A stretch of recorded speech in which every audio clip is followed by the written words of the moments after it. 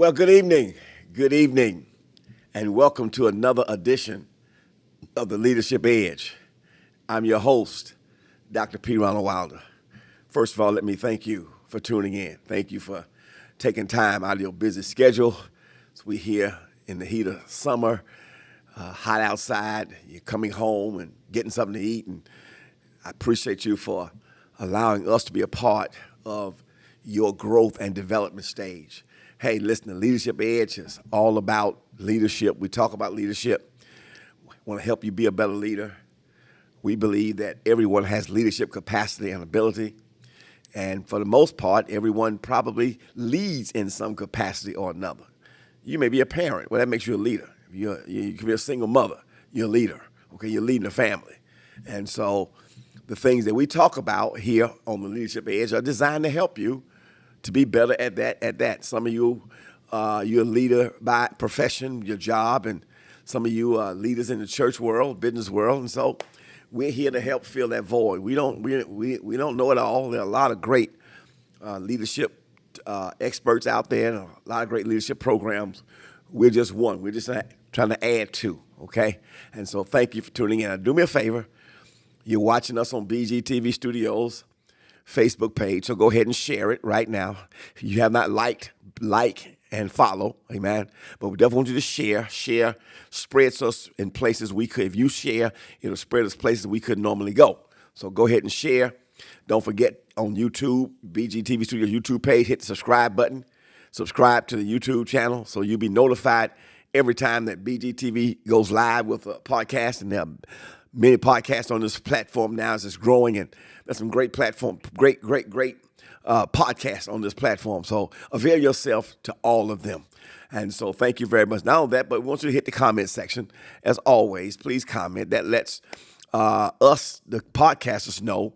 But at the same time, it lets, the staff here at BGTV Studios know where people are listening, enjoying, and where you're listening from. So please identify where you are. If you're Bill from Dallas, say Bill from Dallas. If you're Ted from Miami, say Ted from Miami. If you're Susie from D.C., say Susie from D.C. And throughout the podcast, if there are things that said that resonate with you, hey, type in the comments. Appreciate that. All right, let's talk leadership. This is part 5 of the making of a leader. We started talking about this about a month ago, and we've been talking about how leaders are made, how the process of making of a leader. And we're basically doing this basically from a biblical standpoint, how God makes leaders. Because, I teach leadership, and the things that I teach, the principles I teach, can cover any genre, religious, business, education, because the principles are the same. It's just certain aspects of it we adjust because of whatever genre we're in. Okay, but at the end of the day, I'm a pastor. I'm a Christian leader. That's my first priority, and so I teach most of my leadership that I teach in churches. I teach the pastors, the Christian leaders, and so therefore, I'm always going to have a lean that way. So let's talk about how God makes leaders, how God makes leaders. Now, the mere fact that we're talking about the making of a leader kind of tells us that the biggest debate, or the big debate in leadership circles, they're basically there are 2 or 3 debates in the leadership circle. Okay, I won't elaborate on, but I'll just give them to you. Okay, I've been in the leadership arena since 1994, and we're in 2025, so that's about 31 years. So you be in some 31 years, you learn a few things. Okay, you're not a novice, you're not a weekend wonder, you're not a rookie anymore. You're a seasoned vet. So I consider myself a seasoned vet. And there's several things. Number one is leadership an art or science? Okay, what is leadership? Well, before we get to that one, the first debate is, what is leadership? Okay, everybody got a different answer. In my book, The ABCs of Leadership, I give out the definitions of 5 different leadership experts, and they all give a different definition. Okay, the most common one that we use because of his visibility out there, John Maxwell, says leadership is influence and nothing more. And where there's truth to that, that's some other things involved in leadership. It's more than just influence. It is influence. That may be the starting point, but there are other things that come into play to make leadership what it is. But if you were to get if we were to march 10 leadership experts in this room right now and line them up and say, hey, give me a definition of leadership, guess what?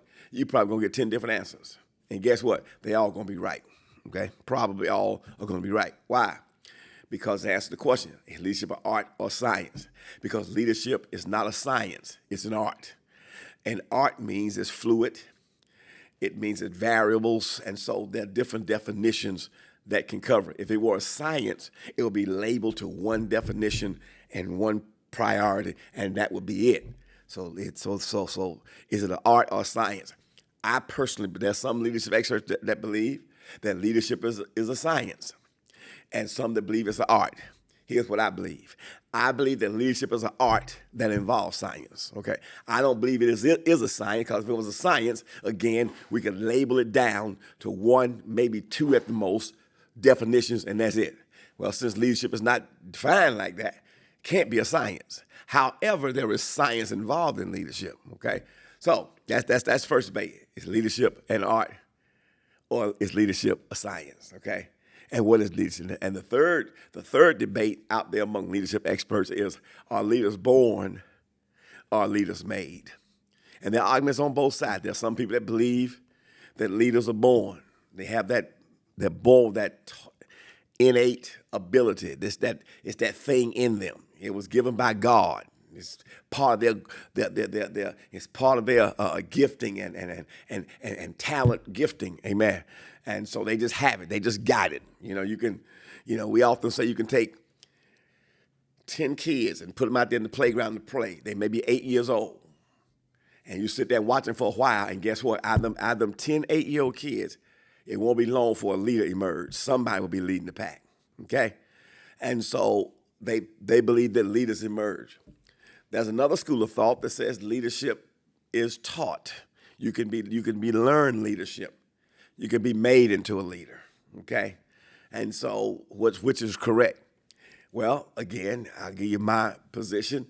At the Leadership Edge, we believe that both have some truth to them. I do believe that there are some people born with that it factor. They just got it. And I also believe that the great ones, the ones who reach leadership greatness and excellence, the ones who have global impact, Gandhi, Martin Luther King, Abraham Lincoln, people like that, Steve Jobs, people who have that. I think they have that it factor. I don't think you can arise to global leadership status like that and not have that it factor. You got to have it. It's kind of like when we debate in sports about GOATs, who the greatest of all time. In boxing, I would say it would be Muhammad Ali. In baseball, I would say Barry Bonds. In football, you have somebody like a Tom Brady, okay? In basketball, Michael Jordan. But the one thing you'll see from all of them, four people that I just named, they got that it factor. They got it. They got that thing in them that sets them apart. And all they did was develop it and used it and wrote it and continue to enhance it to greatness. And that's what make them great. So I believe they have. So I believe the great ones have that it factor. Now, I also believe that leadership can be taught. You cannot have the it factor, but you can learn. You can be taught. You can be mentored. You can be developed. I don't know if you can be developed from not having no leadership capacity to being taught to be a great world-changing leader. I don't know if you can go to that level because, again, you got to have that it factor. It's just that's something, okay? But you can learn leadership. You can be taught to be a leader. So leaders can be developed and leaders can be made. So I believe both of them. And so when we're talking about the making of a leader here, so that's what we're talking about, how God makes leaders that he uses for the betterment of his kingdom and his glory. Now, we were talking about the shaping activities that God uses to bring leaders into what he wants them to be. The first shaping activity was the integrity check. We dealt with that. The second shaping activity was leadership committal. We dealt with that.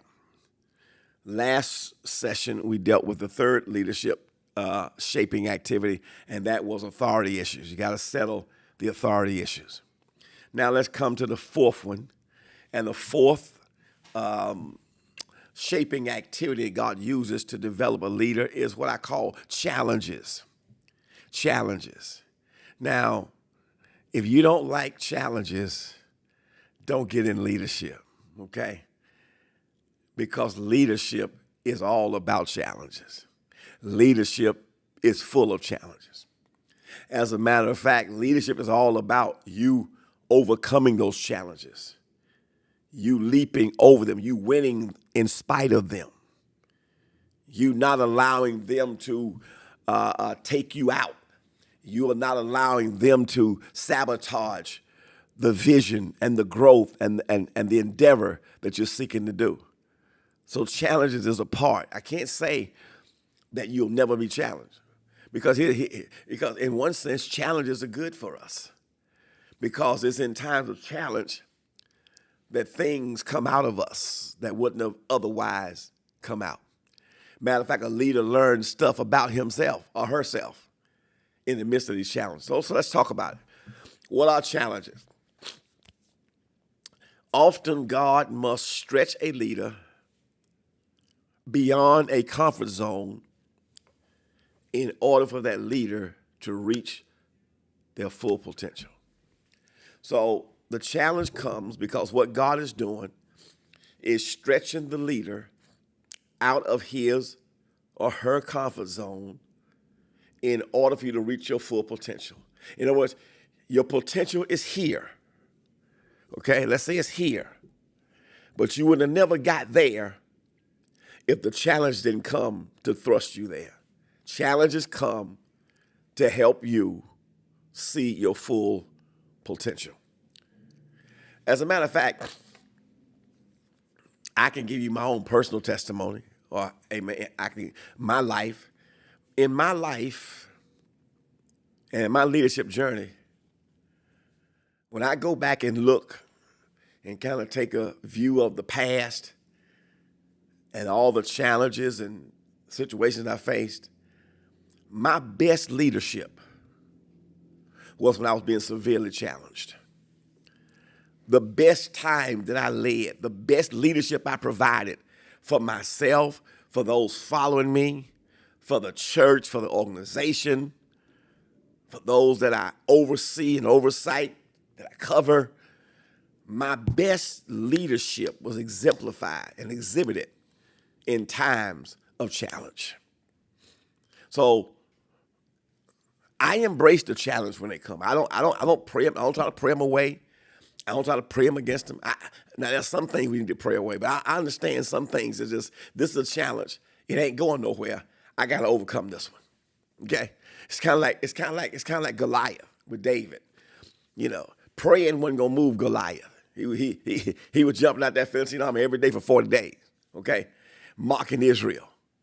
You can pray all day. He ain't going nowhere. You can fast all day. He ain't going nowhere. You can cry Kumbaya all day. He ain't going nowhere. You can sing songs and have a praise team out there. He ain't going nowhere.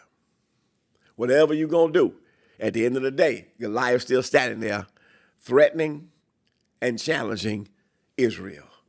And he was a clear and present danger to Israel. The only thing that was going to help Israel was Goliath had to die. Prayer wasn't going to get it away. Fasting wasn't going to get it away. Reading the Bible, quoting scripture wasn't going to do it. You got to face this giant. You got to beat him. You got to slay him. Nobody's willing to do that but David. And so David comes, and what does David do? He slays Goliath. He kills Goliath. Okay? I'm just here to tell you that in your journey of leadership, there will be Goliaths in front of you. You got to slay him. You're going to have to slay him. It's not going to go away. Time not going to make it go away. You feeling sorry for yourself, not going to make it go away. You got to be a leader, and you got to challenge it, and you got to bring him down. Because you cannot get to your full potential while Goliath is standing in your way. Okay? See, David, had not he killed Goliath, could have never ascended to the throne. Okay? That particular act, although the call was there, but that act began the ascension. Okay? So great leadership is in front of you. Great leadership is available to you. But you need that ascension factor. What's the challenge you got to slay? Or you got to overcome? What's the giant you got to slay? That will begin your ascent into leadership greatness. Okay? That's what the challenge is for. So sometimes God allows these challenges. And I believe in some cases he puts the challenges in front of you. But again, the idea is to stretch you out of your comfort zone. In my book, ABCs of Leadership, I got a whole section in C on comfort zone. Talks about how God will push you out of your comfort zone. That in order to get to great leadership, you cannot go to greatness in your comfort zone. You got to step out into the deep. You got to step out into an arena of faith. You got to step out there not knowing what's going to happen, how it's going to happen, but you just believe that it's going to end up good for you. Huh? And so what's your comfort zone today? There'll be another comfort zone tomorrow. Because the great leaders, they're always moving from one place to another. They never get comfortable in a comfort zone and stay there. The moment they conquer, they're heading for something else. What's the next challenge? What's the next thing? Look at the great ones. They're always looking for a challenge. You know, I heard Michael Jordan often say he was always looking for a challenge. What was the challenge? What I need to do? He often said he loved to play in opposing teams' arenas as opposed to Chicago Stadium. He said, I know at Chicago Stadium, I got 20,000 people roaring for me. That's easy. Everybody's on my side. He said, I like to go into another venue, a Madison Square Garden, or the Forum at that time in Los Angeles for the Lakers, or the Boston Garden, where I got 20,000 people roaring against me. So the challenge is to silence every last one of them. I want to take these next 48 minutes to silence each of them. That's my challenge. So he said, I love to play on the road because I like the opposition roaring against me, because my goal is to shut them down and shut them up. And in most cases, he did it. So you got to know that a part of this journey is challenges and opposition. So let the challenge and the opposition fuel you. See, Michael let it fuel him. See, many times leaders, people go hide in a hole or feel sorry for them. No, you got to allow that to fuel you. Like I told you a minute ago, my best leadership is when I was in trials, when I was in challenges. I allowed the challenge to fuel me. Now, why does God allow these challenges to come? For several reasons. Number one, to inspire vision. You know, he wants you to see a vision. He wants you to see something beyond the challenge. Okay? Maybe he's expanding the vision and giving you a vision beyond what you see and what's in front of you. So challenges come, number one, to inspire vision. Challenges also come to bring a further awareness of destiny. That's all it is. We're destiny travelers. We are on a destiny journey, reaching the destiny that God calls us to do. Every one of us have a destiny, a destination that God has ordained for you as a leader. And there'll be all kinds of challenges that the enemy brings to make sure you don't get there. See, he don't want you to get to that destination. Because if you get to the destination, it means two things. Number one, he has failed. It means he has failed because he couldn't stop you from getting there. And number two, it means you have succeeded. You have overcome. You have finished your course. You have done everything you're supposed to do. You are at the destination. Okay? Another reason for challenges is to take the leader into deeper experiences with God, to take you into a deeper level of relationship,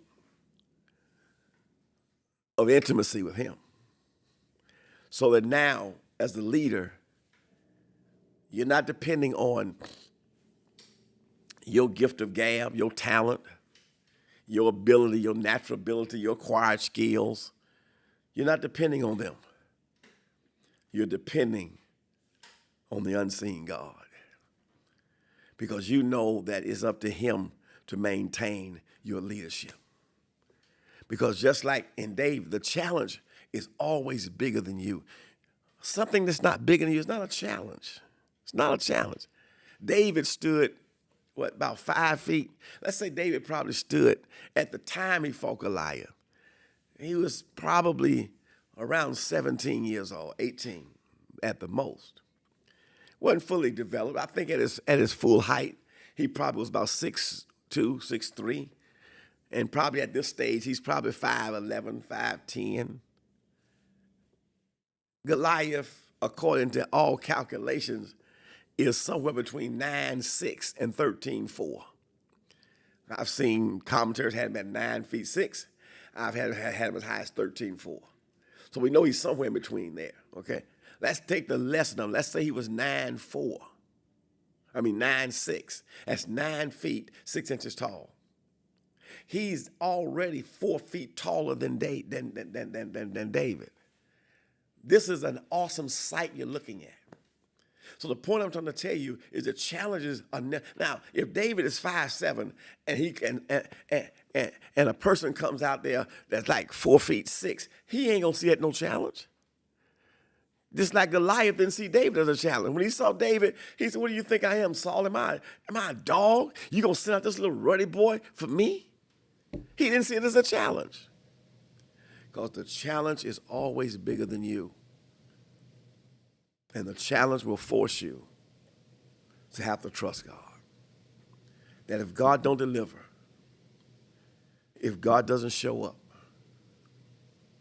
if God doesn't show his hand, if God doesn't back you, if God doesn't uphold you with the right hand of his righteousness, then you're going to be in trouble. You're going to be, as we say in South Carolina, up the creek without a paddle. I understood what that means. I said it my whole life. I understood what that means when I went whitewater rafting one time, and we had these paddles, and our boat turned over, and we lost our paddles, and we still had a half mile down the river to sail through some tough rapids, and we had no paddles. That was one of the scariest times of my life, because my life is on the line. If we hit it wrong, it could be over. We don't have nothing to maneuver us up the creek without a paddle. And that's what you'll be in a challenge if God doesn't show up. So we always want God to show up. And that's what challenges do. It pushes us into a deeper place of relationship with God, man. And that's what God is always calling us. David, I believe in the Psalms, defined it like this: the deep calleth unto the deep. Okay? Listen, my time is up. We're going to finish this on our pick back up on our next podcast. I don't know if we'll finish, but we'll enjoy it. So this is part number 5 of Making of a Leader. And we'll do number 6 on next week. Now listen, don't forget to visit my website, www.pronaldwilder.com. On that website, you'll find my book. You see it there on the screen, The ABCs of Leadership. It'll bless you. Go to my shop page, and once you go to the shop page, you can browse through my products there, my leadership teachings, some great leadership teachings there. I think overall it's about 33 teachings there. Some of them are part 1, part 2. But it is awesome. You can download them and have them on your device. Now, the best buy on my website is the bundle package right here. It is a jump drive. Everything that's on that shop page is on this jump drive. It's there. Over 30 teachings right here. You can stick it in your, it's a thumb drive. You can see, you can stick it inside of your computer. Have me. You can even download them on your computer and have me all the time. Now, if you were to buy individually everything on my website, it costs you well over $300 and some. You can get this for $125. Okay, so way discount, almost a third. Best Buy. So go ahead and do that on the website. Now, listen. Another thing I want you to do for me. BGTV Studios. This platform is strictly viewer supported and a faith project. God is growing it. God is blessing it. Brad is providing great leadership, and we thank God for him. You are being blessed by the podcast, so here, do me a favor. I want you to be a supporter of BGTV Studios. The ways to give are going to pop on the screen for you right now. There they go. There's the website, bgtvstudios.com. There's Venmo, and there's Cash App. Take your phone, scan, and go ahead and give. You can give either a one-time donation or become a monthly partner. But be a supporter. I'm a supporter of BGTV Studios. Also know that 100% of everything you give goes to BGTV Studios. We, the podcasters, receive nothing from it. So thank you for being a supporter of BGTV Studios. Listen, my time is up. We're going to pick this up on next week. Hey, have a great week. Stay safe out there in all this hot weather. Be blessed, and may the Lord bless you. And I'll see you on next Tuesday. This is P. Ronald reminding you, leadership matters and leaders lead. I'll see you on next Tuesday.